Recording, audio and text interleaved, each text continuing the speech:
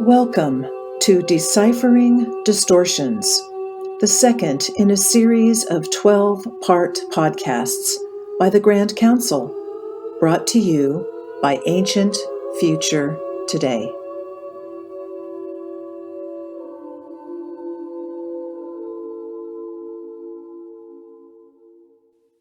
And so it is we come to meet and to greet with you this fine day, whatever day it is for you. If you are alive and you have some food in your belly, you are warm or cool or clothed or not, as you wish, whatever makes you most comfortable and able to participate in this sort of conversation, though it is a one-way sort of thing.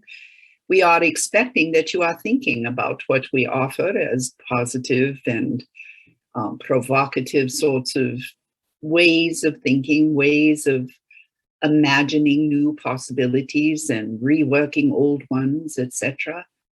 And so may it be a fine day wherever you are. And if it is not inherently a fine day, may you figure out a way to make it so. And so that is our first blessing to each and to every one of you listening to this at whatever time in history you listen. And today's topic for navigating chaos, no, not just navigating chaos, deciphering distortions within the navigation of chaos. Our topic today is love. Now, how could love be a distortion? Well, if you don't have examples from your own lives, we would be most surprised. Most people either are distorted in their remembrances of their childhoods because they either make them much worse than they really were, or they, in other words, they catastrophize whatever their traumas were, or they remember their childhoods in a way that prevents them from being honest to themselves and to others about perhaps that it wasn't perfect, or that everyone wasn't kind, loving, forgiving, fun, intelligent, beautiful, talented, educated, gracious, etc. And this is a distortion. Those who remember their childhoods for what they really were are generally balanced in the way that they remember. Some good, some bad, some fun, some terrible, some loss, some gain, some sorrow, some happiness, some health, some illness. And there are very, very few humans who remember a childhood in this way. For most, there is always a villain, whether it is the primary school teacher, the next door neighbor boy, the mother, the father, the eldest sibling, the youngest in the family, the dog, the cat, the whatever, that caused the most trouble in childhood for all of you, or for each and most of you. Let us be a little less broad sweep with the way we speak about this. And so what happens when you remember a childhood that was literally, more likely than not, filled with both love and angst for you, your parents, your siblings, extended family, pets, and neighbors,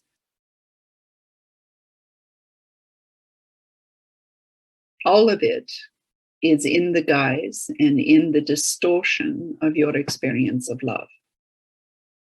So what is love? And how do you decipher the distortions of love? Well, we were just asking the oracle and the way shower earlier of this day how to recognize truth. And one of the consequences of that exploration was that truth really is just love. And that there is not one truth, perhaps other than love. That there are myriad truths. A truth is that the sun shines on your planet every day. The truth is the moon does too, on some part of your planet. And if you are on the part of the planet where the sun and or the moon is shining, then you will believe that to be a truth. Some people say the sun rises every morning. That is not a truth. That is just your experience. of how the sun moves. So who is to call you a liar? Because your truth is the sun rises every day in the east and sets in the west. For some of you, spring is February. For others, or March or April. For others of you, that is winter time. You are just coming out of winter, December, January, February. For some is the beginning of spring and the beginning of a summer. And for others of you, you are just heading into your winters or coming out of them. So what is the truth? Is it winter or is it summer? Well, depends, north or south hemisphere. If you are born in the southern hemisphere and you are in the north of the planet during the months of October through March, you may very well experience those months being winter when all of your life you have been told they are spring and summer. Interesting, is it not? Does it depend on where you are, how truth is perceived? Or is it who you are? Or when you are hearing or witnessing something, how you are interpreting it, the assumptions you make along with what you are observing or hearing or seeing, feeling, smelling, tasting. Love, that is today's topic for distortions. So when someone who is close to you, who has power over you, says, you do not know how to do that, don't even try, it's beyond you. Is that truth, or is that just an assumption they are making about you? Well, if they are an adult and you are a child, who knows? They might be speaking a truth. As you grow up in your life experiences, if you have believed that truth about yourself, then you will interpret their loving statement as love and truth, a true love, that they were brave and wise and loving enough to tell you, love to you, that you are not capable and you don't know how to do this, that, and the other.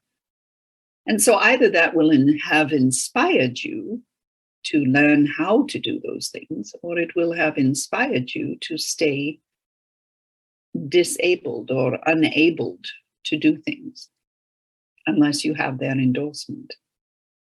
And both of those things could be seen to be statements of love or outcomes of a statement of love.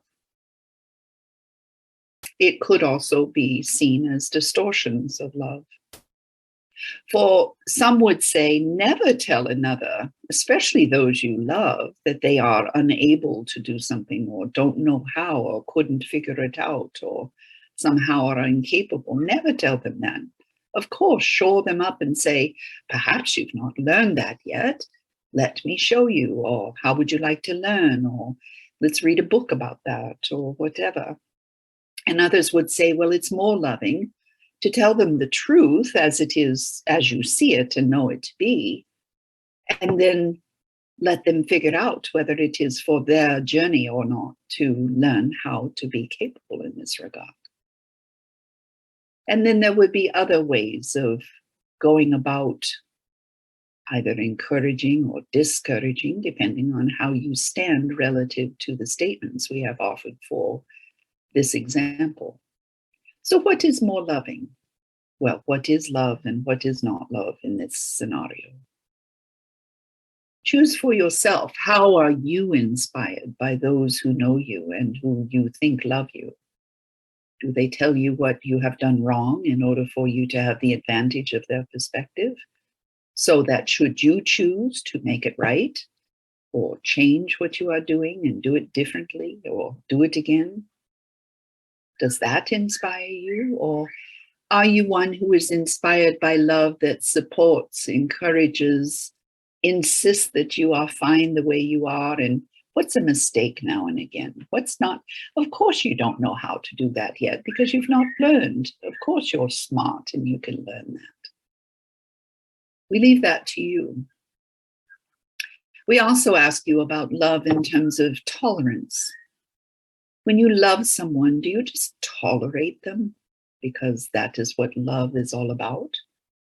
Or do you really know who they are, and do you love this bit and not that bit, and really, really appreciate this bit and wish that bit belonged to someone else? Or, in other words, is it an analytical sort of love where, were it up to you, you would rearrange the bits that you like and let the others go dormant, and then just keep what it is that you like about the individual?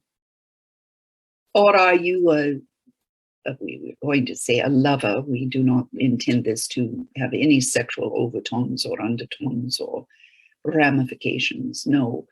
Do you love this person in a way that whatever they are, whatever their quirks are, whatever their strengths and weaknesses and blind spots and arrogances and inabilities, disabilities, refusals, whatever it may be that the individual brings forward in your relationship, do you love it all? Or do you wish that this, that, and the other were different? And how do you know when someone really loves you? Do they stick around when the going gets rough? Do they tell you their deepest, darkest secrets in the middle of a moment where it might be easier for them just to keep them to themselves, and yet they trust you enough and they know that you are there for them and them for you? And in their sharing, so are you loved by their trust? And or do you love others because of what they can do for you? They're loyal, or they're reliable, or they would do anything for you, walk across hot coals. Perhaps they do and or do not expect the same in return. There are some who, if you just throw them a nice word now and again, are willing to do anything for your approval, for they see you in their love, and some would say in their codependence rather than love, as one who is greater somehow than they are, smarter, nicer, more educated, more elevated, more advanced, more evolved. Do you love people because you're biologically related to them? That would make sense from the standpoint of souls lining up to assist you in your life and learning to evolve from your roles in their lives. That is love through eternity. Sometimes even taking on a role that is a negatively, socially negative role, like an abuser or a murderer or a drug dealer or a drug addict or a surly teenager. Many of you have been that and have that. And you would think they are directly from hell during those few years, and yet somehow they were lovely toddlers, and most turn out to be lovely human beings as they mature and grow. And if they become adults in your lifetime, then you are able to appreciate all of the years of suffering that you endured with the teen. Tongue in cheek, somewhat. True, perhaps.